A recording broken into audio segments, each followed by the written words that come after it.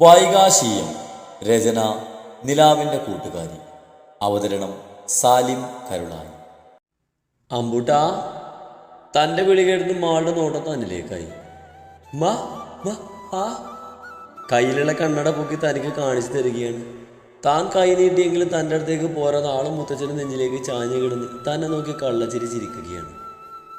കുഞ്ഞിനെ ഒന്ന് ചുണ്ടു കൂർപ്പിച്ച് നോക്കി ഫീഡിംഗ് ബോട്ടിൽ കുഞ്ഞു കൈയിലേക്ക് കൊടുത്ത് അപ്പോഴേക്കും മുത്തശ്ശി അവരുടെ അടുത്തിരുത്തി ഓരോ വിശേഷങ്ങൾ തിരക്കാൻ തുടങ്ങിയിരുന്നു. അന്ന് ഉറങ്ങുമ്പോളും കുഞ്ഞൻ മുത്തച്ഛൻ്റെയും മുത്തശ്ശിയുടെയും കൈകളിൽ തന്നെയായിരുന്നു. അവരാൾക്ക് നന്നായി ഇഷ്ടപ്പെട്ടിട്ടുണ്ട്. അതിന് കാരണം രണ്ടാളും കുഞ്ഞൻ്റെ കുറുമ്പിനൊപ്പമുണ്ട്. തങ്ങളുടെ ആരുടെ അടുത്തേക്കും വരുന്നില്ല. ഉണ്ണാനും ഉറങ്ങാനും അവർ തന്നെ മതി. അത് കണ്ടപ്പോൾ ചെറുതായി പരിഭവം തോന്നിയെങ്കിലും പുറത്ത് കാണിച്ചില്ല. രാത്രി ഒത്തിരി ആയിട്ടും ഉറക്കം വന്നിട്ട് കഷ്ടപ്പെട്ട് കണ്ണ് വലിച്ച് തുറന്നിരിക്കുന്നത് കണ്ടതും റൂമിലേക്ക് കൊണ്ടുവന്ന് ഒരുവിധം കഷ്ടപ്പെട്ട് ഉറക്കിക്കെടുത്തി.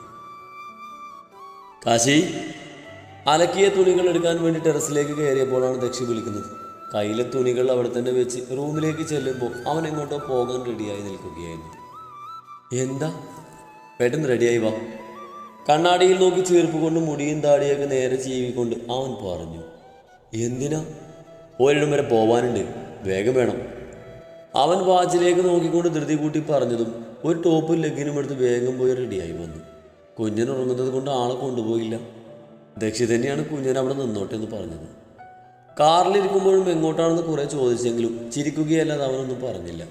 അവൻ്റെ ചിരി കണ്ട് ദേഷ്യം വന്നതും പുറത്തേക്ക് മുഖവും തിരിച്ചിരുന്നു. കുറച്ചു കഴിഞ്ഞ് സ്റ്റുഡിയോയുടെ മുന്നിൽ കാറ് നിർത്തിയതും സംശയത്തിൽ മുഖം തിരിച്ച് അവനെ നോക്കി. ഇറങ്ങി വാ. എന്തിനാ? കാര്യം പറയാതെ ഞാൻ ഇറങ്ങില്ല. ദേഷ്യത്തിൽ തന്നെയായിരുന്നു അവനോട് പറഞ്ഞത്. മര്യാദയ്ക്ക് ഇറങ്ങടി, ഇല്ലെങ്കിൽ തൂക്കിയെടുത്ത് കൊണ്ടുപോകാൻ അറിയാം. അവൻ കാനപ്പിച്ച് പറഞ്ഞതും ദേഷ്യത്തിൽ ഡോറ് തുറന്ന് ഇറങ്ങി. അവൻ്റെ പിന്നാലെ സ്റ്റുഡിയോയിലേക്ക് കയറിപ്പോയി. അവിടെ നിന്ന് തന്നെ 2-3 പാസ്പോർട്ട് സൈസ് ഫോട്ടോ എടുത്തു. ഒരു 10 മിനിറ്റിനുള്ളിൽ അത് കോപ്പി ചെയ്ത് കിട്ടിയതും അവൻ തന്നെയും കൊണ്ട് റോഡ് ക്രോസ് ചെയ്ത് ഒരു ബിൽഡിംഗ് ലക്ഷ്യം വെച്ച് നടന്നിരുന്നു. ദേഷ്, എനിക്ക് ദേഷ്യം വരുന്നുണ്ട്. ഇനിയെങ്കിലും എന്താ കാര്യമെന്ന് പറ.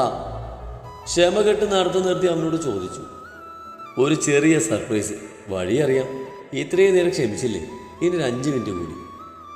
അത് പറഞ്ഞ് ഒറ്റ കണ്ണിറുക്കി കാണിച്ച് തൻ്റെ കയ്യും പിടിച്ച് മുകളിലേക്കുള്ള പടികൾ കയറാൻ തുടങ്ങിയിരുന്നു. എൻ്റെ കൃഷ്ണ, എന്ത് സർപ്രൈസാണ് അവൻ തരുന്നത്? ഇവനതൊന്നും പറയാൻ പറ്റില്ലേ? ചിലപ്പോൾ സർപ്രൈസ് അയക്കില്ല. എൻ്റെ അന്ത്യകൂതാശകൾ പലതും ആകും. എന്നാൽ ഇത് എങ്ങോട്ടാണ് ഈ കൊണ്ടുപോകുന്നത്? ഇനി നത്ത അല്യത്തിന് പകരം വീട്ടാൻ എന്നെ കൊണ്ടുകളയാൻ പോവുകയാണോ? കുറച്ചുകൂടി നടന്നതും മുന്നിലെ ബോർഡ് കണ്ടതും അവനെ സംശയത്തിൽ നിന്ന് എത്തിച്ചുടിച്ച് നോക്കി. ഇതെന്ത് ഇവിടെ? ഇതൊരു ഇൻസ്റ്റിറ്റ്യൂട്ട് അല്ലേ? ഒന്നും മനസ്സിലാകാതെ അവനോട് ചോദിച്ചു. അഡ്മിഷൻ എടുക്കാൻ. നീ ഇനി PSC പഠിക്കാൻ പോവാണോ? ഞാനല്ല, നീ. വാട്ട്? അവനൊരു ചെറിയ പുഞ്ചിരിയോടെ പറഞ്ഞത് കേട്ട് അടപടലും ഞെട്ടിയിരുന്നു. എൻ്റെ കൃഷ്ണ, ഇത് വല്ലാതെ ഞാൻ സർപ്രൈസ് ആയിപ്പോയി. ഇതിനിപ്പോൾ എന്തത്ര ഞെട്ടാൻ? വരാൻ നോക്കി. ദക്ഷേ, എനിക്ക് PSC ഒന്നും പഠിക്കേണ്ട ആവശ്യമില്ല. എനിക്കിതൊന്നും പഠിക്കുകയും വേണ്ട. വാ, നമുക്ക് തിരിച്ചു പോകാം. അവൻ്റെ കൈ പിടിച്ച് തിരിച്ചു നടക്കാൻ ഭാവിച്ചുകൊണ്ട് പറഞ്ഞതും ആസുരൻ തന്നെ കയ്യിലെ പിടിമുറുക്കിയതും കാലുകൾ നിശ്ചലമായിരുന്നു. ഓക്കെ, നിനക്ക് ഇത് പഠിക്കേണ്ടെന്നാണെങ്കിൽ PG നോക്കാം. പെട്ടല്ല കണ്ണ, എന്നാൽ ഈ ചെതി എന്നോട് വേണ്ടായിരുന്നു. ദക്ഷ്, എനിക്കിനി പഠിക്കണ്ട പ്ലീസ്. അത് പറഞ്ഞാൽ പറ്റില്ല. ആരെയും ഡിപ്പെൻഡ് ചെയ്യാതെ സ്വന്തം കാര്യം നിൽക്കണം. എങ്കിലൊരു ജോലി ആവശ്യമാണ്. അതുമല്ല, നിൻ്റെ ഉള്ളിലെ കോംപ്ലക്സ് മാറണമെങ്കിൽ നിനക്കൊരു ജോലിയെങ്കിലും വേണം. അല്ലെങ്കിൽ ആവശ്യമില്ലാത്ത ചിന്തകൾ നിൻ്റെ ഉള്ളിൽ കിടക്കും. അതുകൊണ്ട് മിണ്ടാതെ വാ. ഇനി ഞാൻ തീരുമാനിക്കും, നീ അനുസരിക്കും. അസുരൻ തെണ്ടി പാട്ടി കുരങ്ങൻ, അവൻ്റെ ഒരു ജോലി. നേരത്തെ എന്തോ അങ്ങനെയൊക്കെ പറയാൻ തോന്നിയത്. അതും പറഞ്ഞ് തൻ്റെ കയ്യിൽ പിടിച്ചൊരു ക്യാബിനിലേക്ക് കയറി പോകുന്നവൻ്റെ പിന്നാലെ മനസ്സിൽ ചീത്ത വിളിച്ച് മനസ്സില്ലാ മനസ്സോടെ പിന്നാലെ പോയി. നിങ്ങൾ ഇന്ന് വരുമെന്ന് കരുതിയില്ല. തങ്ങളെ കണ്ടതും ചെയറിലിരിക്കുന്ന സുമുഖനായ ഒരു ചെറുപ്പക്കാരൻ പുഞ്ചിരിയോടെ പറഞ്ഞതും ദക്ഷും എന്തൊക്കെയോ ചിരിയോടെ പറയുന്നുണ്ട്. ഉള്ളിലെ ദേഷ്യം അങ്ങനെ തന്നെ കിടന്നത് കൊണ്ട് ഒന്നും ശ്രദ്ധിക്കാൻ പോയില്ല. ഓ, ഇതാണല്ലേ മിസ്സിസ് ദേവദക്ഷാചാര്യ? തന്നെ നോക്കി ചിരിയോടെ ചോദിച്ചതും വെറുതെ ഒന്ന് ചിരിച്ച് കാണിച്ചു കൊടുത്തു. അവർ തന്ന ഫോം ഫിൽ ചെയ്ത് കൊടുത്ത് തൻ്റെ ഫോട്ടോ ഒക്കെ അതിൽ അറ്റാച്ച് ചെയ്ത് കൊടുത്ത് ദക്ഷ തന്നെയായിരുന്നു. ഒപ്പം അഡ്വാൻസായിട്ട് ഫീസും അടച്ചു. അടുത്ത മാസം മുതലാണ് ക്ലാസ് തുടങ്ങുന്നത്. അതും ആഴ്ചയിൽ 3 ദിവസം മാത്രം, വെറും 4 മണിക്കൂർ. അതൊരു തരത്തിൽ ആശ്വാസം തന്നെയായിരുന്നു. എന്നാൽ ശരി സിദ്ധു, ഞങ്ങൾ ഇറങ്ങാം. ദക്ഷ അയാളോട് യാത്ര പറഞ്ഞ് മുന്നിൽ നടന്നതും അവനുണ്ടെന്ന ഭാവം നനക്കാതെ വേഗം കാറിൽ കയറിയിരുന്നു. വീട്ടിലേക്കുള്ള യാത്രയിൽ അവൻ എന്തൊക്കെയോ ചോദിക്കുന്നുണ്ടെങ്കിലും ഒന്നും വിടാതെ പുറത്തേക്ക് നോക്കിയിരുന്നു. വീടെത്തിയപ്പോൾ എല്ലാവരും സിറ്റൗട്ടിലിരിപ്പുണ്ട്. അമ്മയുടെ തോളിൽ തലവെച്ച് അമ്പൂട്ടിന് കിടപ്പുണ്ട്. ഇപ്പോൾ ഉറങ്ങി എണീറ്റതേ ഉള്ളെന്ന് തോന്നുന്നു. കാറിൽ നിന്നും ഇറങ്ങി വരുന്നത് കണ്ടതും കൊണ്ടുപോകാത്ത പരിഭവത്തിൽ ചുണ്ടുപിളിക്ക് തുടങ്ങിയതും വേഗം പോയി എടുത്തതും ആൾ കൊണ്ടുപോകാത്ത പരിഭവത്തിൽ തോളിൽ തലവെച്ച് തന്നെ കിടന്നു. ഇടയ്ക്ക് തലയൊട്ടി തന്നെ ചുണ്ടു കുറിപ്പിച്ച് നോക്കുന്നുണ്ട്. അത് കാണുമ്പോൾ ആ ഉണ്ടക്കവളിൽ അമർത്തി മുത്തിയതും ആളുടെ പിണക്കം മാറി കള്ളച്ചിരി തുടങ്ങിയിരുന്നു. പോയ കാര്യം ശരിയായ അച്ചു? കുഞ്ഞനെ എടുത്ത് ഉള്ളിലേക്ക് കയറുന്നതിനിടയിൽ കേട്ടു അമ്മ ദക്ഷിനോട് പോയ കാര്യം തിരക്കുന്നത്. അപ്പം എല്ലാവർക്കും അറിയാമായിരുന്നു. തന്നോട് മാത്രം മറച്ചു വെച്ചു. പരിഭവത്തിൽ കുഞ്ഞിനെയും കൊണ്ട് അവിടുന്ന് നടന്നു. ദക്ഷി പുറത്തു പോയ നേരം എല്ലാവരോടും തനിക്ക് പഠിക്കാൻ താല്പര്യമില്ലെന്ന് പറഞ്ഞ് കുറേ അപേക്ഷിച്ച് നോക്കിയെങ്കിലും എല്ലാവരും കൈയൊടിഞ്ഞതും പിണക്കത്തോടെ റൂമിൽ പോയി കിടന്നു. മോളെ വാ, ഭക്ഷണം കഴിക്കാം. എനിക്ക് വേണ്ടമ്മേ. അത് പറഞ്ഞാൽ പറ്റില്ല. വന്നേ, അത്താടെ പട്ടിണി കിടക്കാൻ പാടില്ല. അമ്മയെങ്കിലും അവനോട് പറ എനിക്ക് പഠിക്കാനൊന്നും പോകണ്ടെന്ന് പ്ലീസ്. പഠിക്കാൻ പോകുന്നത് നല്ലതല്ലേ മോളെ? ഇപ്പം എനിക്ക് താല്പര്യമില്ല അമ്മേ. ഞാൻ കുറച്ച് കഴിഞ്ഞ് അമ്പൂട്ടിന് ഇച്ചിരി വലുതായിട്ടൊക്കെ പൊക്കോളാം. ആ, ഞാൻ പറഞ്ഞു നോക്കാം അവനോട്. ഇപ്പം മോള് വന്ന് ഭക്ഷണം കഴിക്ക്. വാക്കാണോ? ഉറപ്പായി അവനോട് പറയോ? ആ, പറയാം. എന്നാ ഓക്കെ. അമ്മ ഉറപ്പ് തന്നതും ഭക്ഷണം കഴിക്കാൻ പോയി. ഭക്ഷണം കഴിക്കുമ്പോൾ അമ്മ ദക്ഷിനോട് കാര്യം പറഞ്ഞുവെങ്കിലും പ്രയോജനമൊന്നും ഉണ്ടായില്ല. അവസാനം അവൻ തന്നെ കുറേ ഉപദേശിച്ചതും താൻ ക്ലാസ്സിനെ പൊക്കോളെന്ന് പറഞ്ഞപ്പോഴാണ് ആ ഉപദേശം ഒന്ന് നിർത്തിയത്. നിന്റെ അച്ഛന് ഒരു സ്നേഹമല്ല എന്നോട്. അതുകൊണ്ടല്ലേ ഞാൻ പറഞ്ഞത് അനുസരിക്കാത്തത്. പോരാത്തിന് അവൻ്റെ വക ഒരു ലോഡ് ഉപദേശവും. അവൻ അറിയില്ലല്ലോ ഒന്നും. ശരിക്കും പറഞ്ഞ നിന്റെ അച്ഛനില്ലേ, അവൻ ഭ്രാന്ത തേണ്ടി. ഇതിനൊക്കെ എന്തെങ്കിലും ഞാൻ പകരം ചോദിച്ചിരിക്കും. കുഞ്ഞിനെ ഫ്രഷാക്കി കൊണ്ടുവന്ന് ബെഡിൽ നിർത്തി തുടച്ചു കൊടുത്തുകൊണ്ട് സങ്കടത്തിൽ പറഞ്ഞതും ആളൊന്നും മനസ്സിലാകാതെ തൻ്റെ മുഖത്തേക്ക് തന്നെ നോക്കുന്നുണ്ട്. അച്ചോടാ, എൻ്റെ മുഖത്തിനൊന്നും മനസ്സിലാവുന്നില്ലല്ലേ? സാരല്ല കേട്ടോ, എല്ലാം വലിയ കുട്ടിയാകുമ്പോഴേ മനസ്സിലായിക്കോളും. അത് പറഞ്ഞ് കുഞ്ഞിന് ഫീഡിംഗ് ബോട്ടിൽ കൊടുത്ത് തിരിഞ്ഞതും കാണുന്നത് വാതിലിൻ്റെ അടുത്ത് നിൽക്കുന്നവനെയാണ്. ആദ്യം ഞെട്ടിയിരുന്നു. അപ്പം ഇത് സ്ഥിര ഏർപ്പാടാണല്ലേ? കൈകെട്ടി ഭാവവ്യത്യാസമൊന്നും ഇല്ലാതെ അവൻ തന്നോടായി ചോദിച്ചു. ഏത്? അവൻ ചോദിച്ചത് മനസ്സിലാകാതെ തിരിച്ചു ചോദിച്ചു.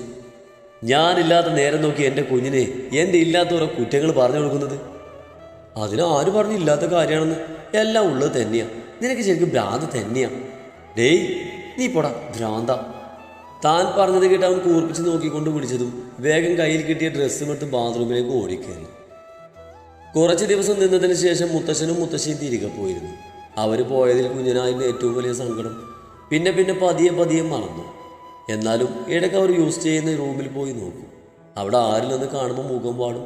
കരയാൻ തുടങ്ങാണെന്ന് കണ്ട വേഗം എടുത്തുകൊണ്ടുവന്ന് എന്തെങ്കിലും പറഞ്ഞ് വിഷയം മാറ്റും. തറവാട്ടിലെ ഉത്സവത്തിന് ഇനി ആയുസേ ഉള്ളൂ. അതുകൊണ്ട് അമ്മയും അച്ഛനും 2 ദിവസം മുമ്പ് അങ്ങോട്ട് പോയിരുന്നു.